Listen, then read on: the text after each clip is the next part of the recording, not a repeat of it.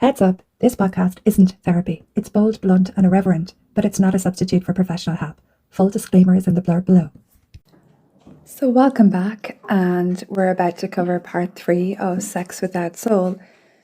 So we begin with dead bed sex, aka we still do it sometimes, but I don't actually remember the last time it felt like anything. So there's a kind of sex that doesn't scream or spiral. It doesn't rush or rage. It simply fades. This is dead bed sex, the mechanical, obligatory, tensionless act of going through the motion, while secretly longing for anything to break the silence. This happens in marriages and long-term relationships. It happens in secure partnerships that stopped evolving but kept scheduling.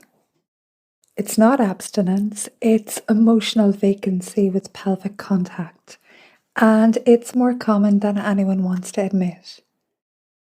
This one comes down to deferred grief, deferred anger, and deferred truth. So dead bed sex is often the end result of unspoken disappointments, unmet needs, unexpressed resentment, and years of emotional minimizing. Nobody named it, nobody ruptured it, so now nobody touches it, not with presence, not with reverence, and not with breath. Sex becomes a routine, not a meeting place. It's maintenance like brushing your teeth, except you used to cry when this person undressed you. In a good way, of course. Now you just check your phone when they roll over. It looks like this. The sex is brief, quiet, disconnected, and often at designated times. One partner initiates out of guilt, not desire. You feel relief when it's over, not closeness. There's no eye contact, no spontaneity, no shared laughter. You think about other people during. You feel more alone with them than you did when you were single. You fantasize about passionate sex, but not with them. You lie to your friends and to yourself, saying it's just a phase. So what's underneath this? Avoidance.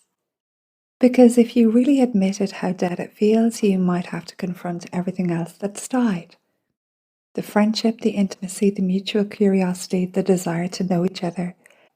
Dead bed sex is often an attempt to keep the relationship propped up by simulating what once felt alive. But simulation is exhausting. And over time, it breeds resentment. Not just at the partner, but at your own body, which has stopped responding not out of dysfunction, but out of deep, unspoken protest. So why does it matter? Well, because your body knows when it's being used like it's something on a to-do list. Because sex without vitality isn't better than nothing. It's a rehearsal for detachment. Because women shrivel in it, men go numb in it, and over time both start to believe that sex itself is the problem, instead of actually facing the truth. There is no aliveness when nothing real is being said. You see, sex in a relationship is a microcosm of the relationship itself. Yes, okay, it's a small part when you consider the time you spend at it, but it tells you everything you need to know about the relationship. Sex should never feel like clocking in. You actually deserve touch that stirs you. You deserve to be looked at like a person, not a partner fulfilling a quota. And if you're not sure when it died, just listen to your body. It's been trying to tell you for years. If you're only touched out of duty, not desire, your body starts to forget it's alive. And now I'll move on to coerced consent sex. This is one of the most complicated, misnamed, and under-acknowledged forms of sexual disconnection. It's not assault, it's not a clear no, but still it's not a real yes. It's a quiet, soul-altering override of the self. So with coerced consent sex, essentially, I could sum it up like this. Somebody might say, I didn't want to, but I didn't say no. This one sits in the grey zone because most people never talk about it. There was no violence, no threat, nothing obvious, just a slow inner freezing, a disconnection, a collapse. You agreed, but you didn't consent. You endured it. You left your body while your body stayed. And afterwards, you weren't sure what happened. Only that something inside of you had been violated, and you didn't have any words for it. So psychodynamically speaking, this is the result of fawning, freeze, and people-pleasing trauma responses. Your nervous system assessed the situation and chose safety over truth. You smiled, you performed, you said sure, because saying no felt dangerous or risky or too hard to explain. And the cost? Well, you abandoned yourself. Not because you're weak, but because your system did what it had to do to stay intact. But the self-abandonment doesn't vanish. It gets stored in the tissue, in the tension, in the part of you that now flinches whenever you're touched, even by someone you love. So what does it look like? Well, you didn't want to, but you felt obligated. You felt like you owed them. You were scared they'd sulk, rage, withdraw, cheat, or guilt trip you. You froze, but masked it with compliance. You laughed afterwards, even when you wanted to cry. You told yourself, well, I said yes, so it doesn't count as anything bad. And then you kept replaying it in your head afterwards and feeling worse each time. You were too exhausted to argue, so you gave in. Why is this so complex? Well, because the world teaches people, especially females, that their job is to please, appease, and accommodate. I see this a lot in men too. Because so many people have internalized the belief that desire is optional, but availability is required. Being in a relationship means you can't say no without causing a problem. Or the belief that sex is a duty, not a dialogue. For men, this happens all the time, but with added shame, because aren't you supposed to want it? So when you don't, when you freeze or comply to avoid conflict, you end up dissociating and telling no one. Because what kind of man says yes when he means no? A human one. So essentially, consent that's not free isn't real. Consent that's given under pressure, guilt, silence, or threat, even subtle, is not a yes. It's survival, it's sacrifice. It's sex performed on a nervous system that's whispering, please get this over with. And the legacy? So many people walking around wondering why they feel numb, violated, shut down, ashamed, without a particular reason. This is the reason. So why does this need to be spoken about? Because you don't have to be pinned down for it to be trauma, because not saying no doesn't mean you said yes, because your silence doesn't cancel out your suffering, and because your body remembers, even if your brain keeps saying it wasn't that bad. And because healing starts when you say the thing you were never allowed to name. I didn't want it, I didn't say no, but I didn't say yes either, and that matters. So when your mouth says yes, but your body says nothing, that silence becomes a scar. So now I'm going to move towards something far more visible, but it's still misunderstood, even though I've done 2 episodes on this. So this one isn't coercive, it's not always conscious, but it's very impactful. It causes sex to essentially become a series of acts rather than a living, breathing exchange. And this one is porn-inspired, disconnected sex. So the choreography is very much present, and people think, oh, I did everything right, and I still felt completely alone. This one's tricky because it looks good. It's the most convincing performance of passion, but it's more rehearsal than revelation. The rhythm is there, the noises are there. The positions, as I said, are choreographed to perfection, and yet something's missing. You're not in it. They're not in it. Nobody's really home. It's sex as cinema, sex as performance art, sex that mimics connection, but lacks communion. So what's going on here psychologically? Well, this is the result of a desensitized sexual script. People have internalized what looks good, but not what feels good. And for many people, porn became the first or only sex educator. So instead of listening to a partner's breath or watching their body's natural rhythms, people think in angles, pacing, facial expressions, climaxes. It's not about connection, it's choreography, and the body definitely knows the difference. So this dynamic shows up in people who learn that their worth is tied to how hot or skilled they are. Partners who want to be impressive more than intimate. People using porn as a blueprint for what sex should look like, even when it doesn't feel right. Sex that's aggressive without attunement, imitated moans, exaggerated roles, predictable arcs. And it feels like you're being touched the right way, but you don't feel anything real. You feel more like a body part than a person. You're being performed at, not with. There's no warmth, no reverence, no pause.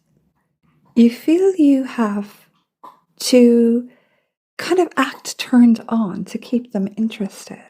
And you're pretty exhausted afterwards, not from pleasure, but from managing. You don't feel safer or closer, you just feel done. And what's behind this one? Well, insecurity, fear of intimacy, need for control, a belief that vulnerability isn't sexy, so performance must fill the gap. Many people have learned to hide behind sexual performance the same way others hide behind humour or intellect. Because real presence is terrifying, because eye contact during sex can feel more intimate than the act itself. So they replicate, and over time, the replication becomes the entire act. So why do I feel that this deserves attention? Well, performance sex may look successful, but it leaves people starving because mimicking porn teaches people to override their own arousal signals, and because bodies aren't sets and partners aren't props. Because porn may be a tool, but when it comes to a template, you lose access to your own intuition.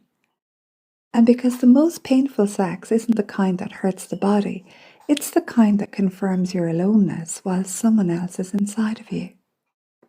When sex becomes a scene instead of a meeting, you end up touched but never felt. And next we have nameless sex, aka I have no clue who their name is, but I remember how empty I felt after. This is the sex that leaves you dissociating mid-thrust and wondering how the hell you ended up here again. It's the blurry, fast, silent kind, the kind that sometimes feels like power, but always ends in stillness that tastes like shame. It's completely disembodied, it's forgettable, and it's numbing. It's the hookup culture nobody talks about once the buzz wears off. So what happens? What's going on? Nameless sex isn't just about anonymity, it's about self-abandonment. It's often driven by a need to feel something when you're otherwise numb, a belief that being wanted even briefly will validate your existence.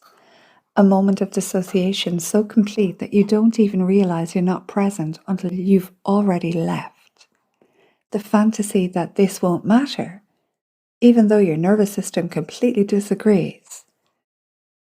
This is sex without story, without context, without anchor. Your body participates, but yourself never enters the room. So it feels like you want a connection, but told yourself this will do. You don't know their name, but you remember the silence afterwards. You completely faked enjoyment because speaking the truth felt pointless. You very much felt like an object, or worse, like nothing at all.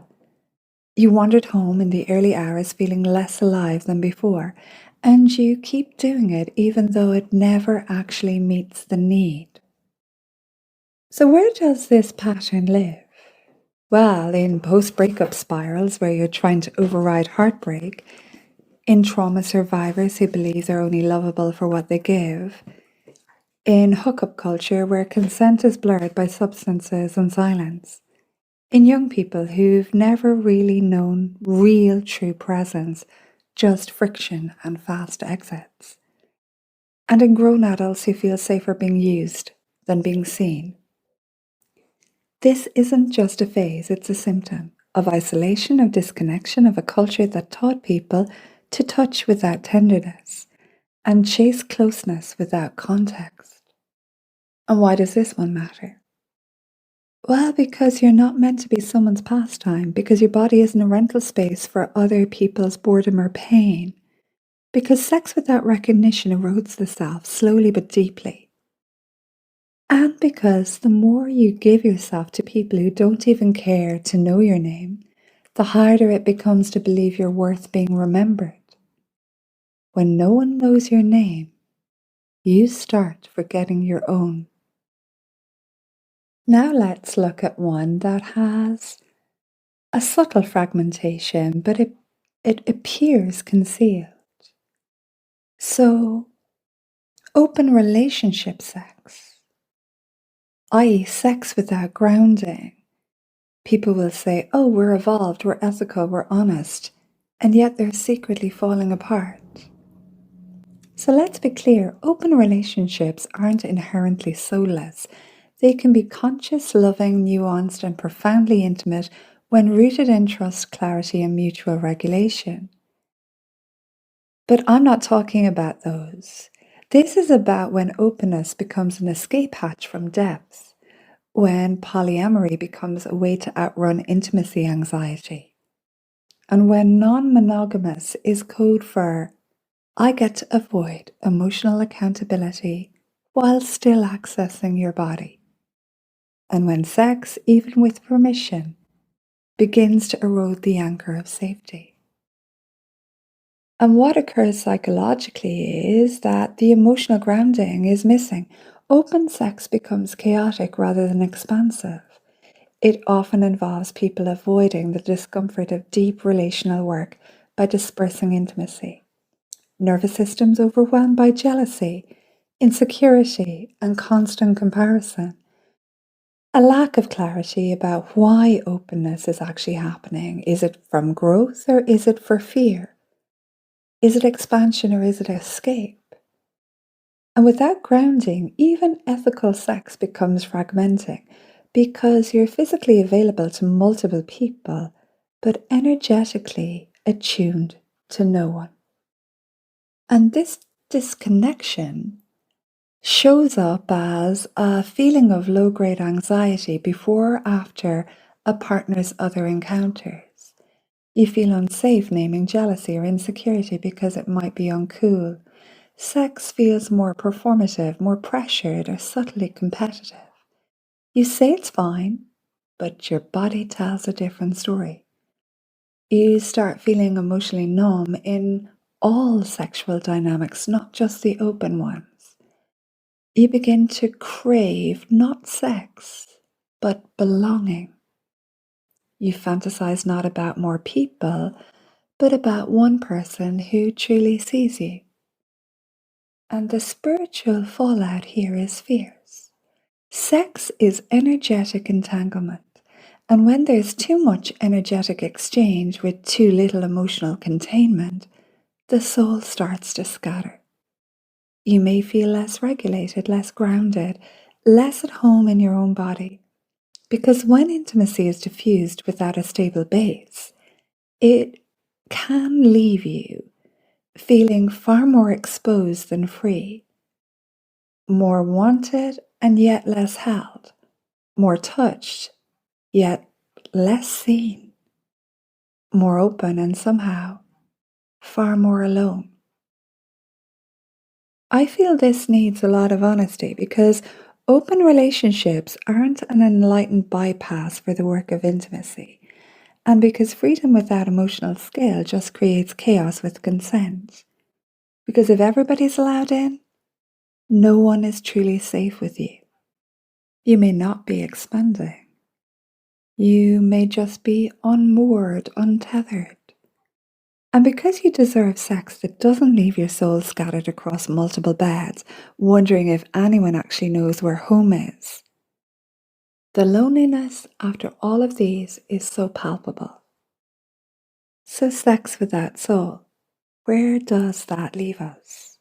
After the hookups, after the performances, after the I'm fines and the it's just sex shrugs, after the pretending, the longing, the half presence, the over-functioning, the collapse, where does it all leave the body? This sacred sensing, remembering body after it's been handed over so many times in the hope that someone, anyone, might finally make you feel whole.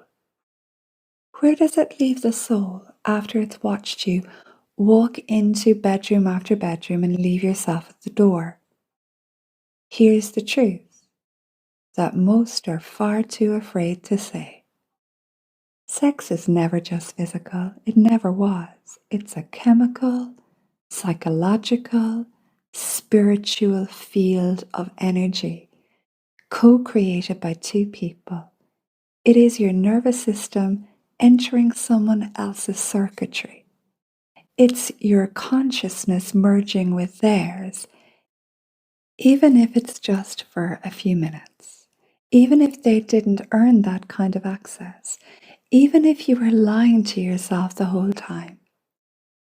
And every time you override your body's truth for someone else's desire, every time you trade touch for approval, or connection for confusion, or arousal for anesthetic, a piece of you will go quiet.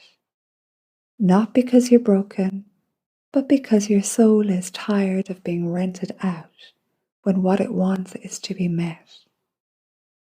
This is not about shame. This isn't about rules either. I'm not even talking about purity or repression or moral superiority. This is about wholeness, about remembering that your body is not a transaction. Your sex is not a performance. Your longing is not pathetic, it's sacred. And if you've spent years trying to outrun that truth, if you've convinced yourself that wanting love is weak, or that touch without tenderness is freedom, or that your body doesn't matter as long as you look fine, I really need you to hear me. It's not too late to come home to yourself. It's not too late to close the doors you never wanted to walk through. It's not too late to reclaim your no, to rediscover your yes, to meet someone, maybe for the first time, inside your own skin. And when you do, when you stop using your sexuality as a way to outrun your soul, something miraculous happens. Your body starts to speak again. Your intuition gets louder. Your pleasure gets clearer. And your boundaries become not walls, but sacred architecture. You remember you were never meant to be touched by people who couldn't feel you. You were never meant to confuse being wanted with being loved. And you were never meant to go missing in your own life just to keep someone else comfortable. So here's to truth, to presence, to the quiet miracle of saying, I'm here fully with myself, with you, or not at all. So thanks for staying with me through this one. If you felt something stir, if you recognized yourself in any of what I talked about today, again, no, you're not alone, you're not broken, you're waking up. If this episode spoke to something unspoken in you, share it with someone who might need it. It's how we break the silence, it's how we come home.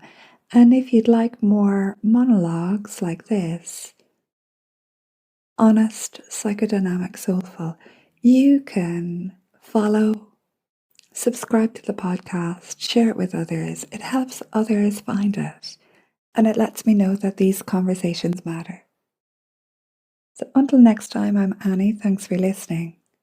Please be gentle with your body, be honest with your soul, and remember, you never have to trade yourself for connection again. I wish you a beautiful weekend. Bye for now.